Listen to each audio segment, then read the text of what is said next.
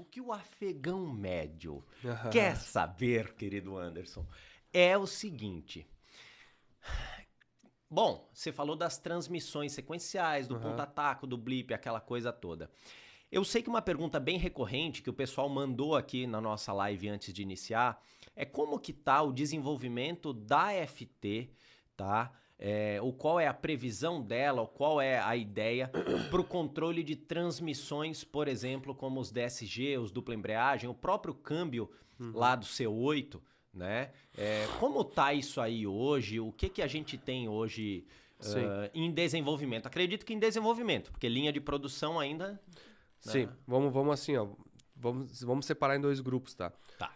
O primeiro é um câmbio que tem TCU integrada, que, por exemplo, o DSG, que tem uma TCU, né? Um Transmission Control Unit, que é um módulo de controle de transmissão já integrado.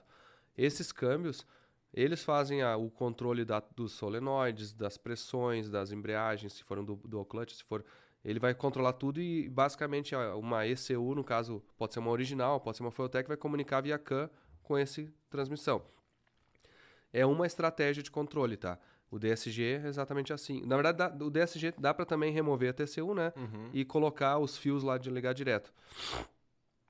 E o que a gente está entendendo e descobrindo, que cada câmbio tem uma limitação, por exemplo, da sua TCU. Eu vou dar um exemplo, o C8. O C8 tem uma TCU externa. Só que ele é tão complexo, o controle de solenoides, esse tipo de coisa, que a gente não tem capacidade de pegar e substituir a TCU externa e acionar o motor, o câmbio dele. Mas, ao mesmo tempo, a TCU dele é super inteligente, que ela detecta qualquer alteração, adulteração de sinais, e o desafio é tu alterar os sinais dela de uma maneira que ela não reclame.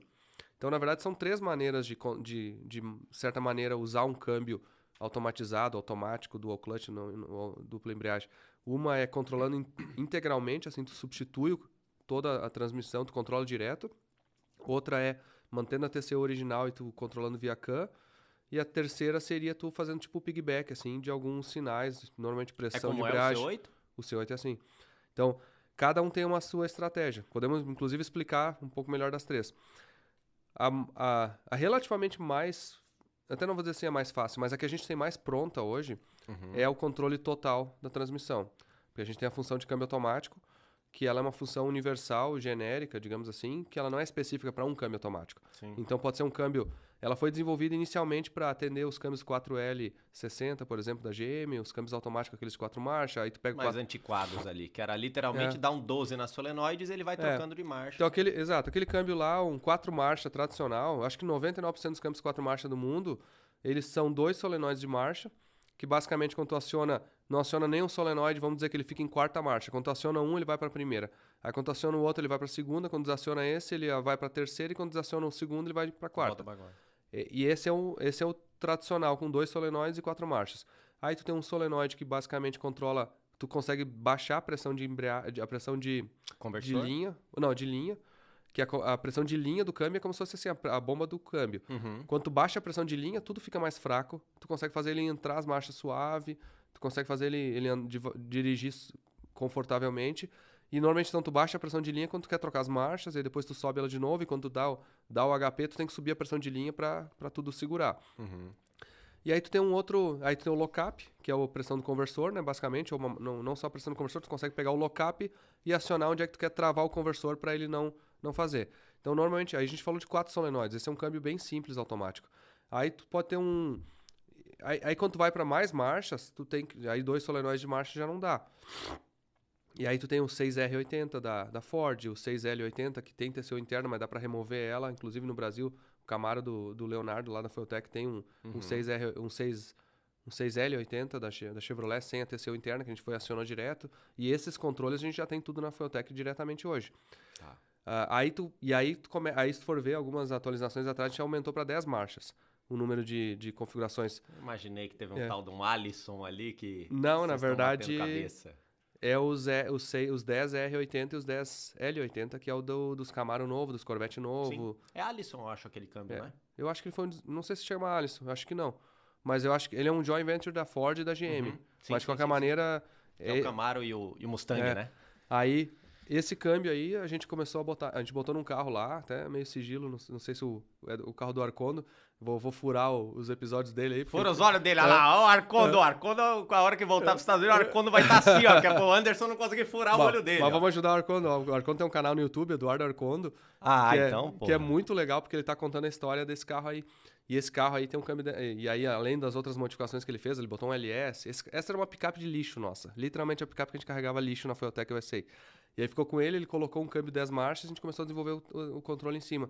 Esse câmbio, pra ter uma ideia, ele tem 10 marchas, mas ele tem 14 combinações possíveis de marchas. Esse câmbio. Ué, só que elas são... Tem mais de uma marcha ré? Não, porque na verdade é o seguinte, tem 6 solenoides de marcha, tá? Tá. Só que tu pode assim estacionar 4 desses solenoides, ele multiplica e fica uma relação. Aí estacionar um solenoide diferente, ele multiplica e fica outra. Então, se tu fizer a combinação de todas as marchas possíveis desses 6 solenoides, ele dá 14 marchas. Ok. Só que algumas delas são muito próximas com a outra e por isso que quase não conta. Mas, por exemplo, tu pode pegar esse câmbio e configurar na Fueltech e dizer assim, não, mas eu quero que ele seja um câmbio 6 marchas só. Aí eu quero a minha relação de primeira, eu quero essa aqui. Ele a minha pula segunda de é essa. Primeira pra quarta, que a quarta seria a segunda. A quarta... E a ré dele é elétrica, então tu pode fazer transbrake, que basicamente o transbrake é tu enfiar uma primeira e enfiar uma ré ao mesmo tempo, e aí ele acavala. Trava. Ele trava, e aí quando tu solta a ré, o carro larga. E é um câmbio que aguenta 1.000 e poucos cavalos, praticamente original. Que loucura. E custa $2.000 zero nos Estados Unidos. Esse Tá câmbio. aí, olha lá. Então fica a dica para os cheveteiros ali de plantão, né? A turma que quer andar ali. Ô Sapinho, já tem esses câmbios aí? Você tá trabalhando com essa linha de transmissões aí? Sapinho, daqui a pouco o Sapinho vai estar lá com 5, 10. O pessoal tá chegando aí, Sapinho. E aí, então, esse é um câmbio que a gente controla diretamente, todos os solenoides. Aí tem esses 6 solenoides de marcha, que tem que fazer as combinações. Só que ele, na verdade, é o seguinte, ele tem que fazer uma transição bem elaborada entre como é que uma marcha está engatada e como é que ele vai engatar a próxima. E essa transição é uma das coisas que a gente está evoluindo bastante na FT.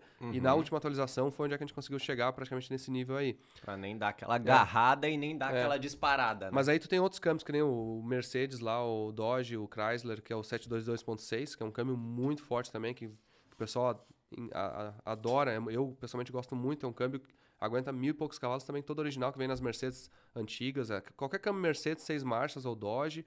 É esse câmbio 722.6. É mesmo? Esse troço aguenta absurdo assim? Fantástico. Aguenta absurdo. Troca de marcha na pancada, assim. É muito legal. E esse câmbio aí, para controlar, precisou um trabalho bem extra. Porque a troca de marcha, ele tem um estado intermediário, assim.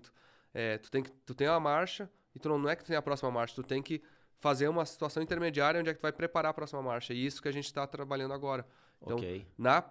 Então, essas são formas de controlar o câmbio diretamente, tá? Perfeito. Eu citei vários câmbios aí como exemplo, mas teoricamente, tá para pegar um câmbio qualquer e fazer essas rotinas.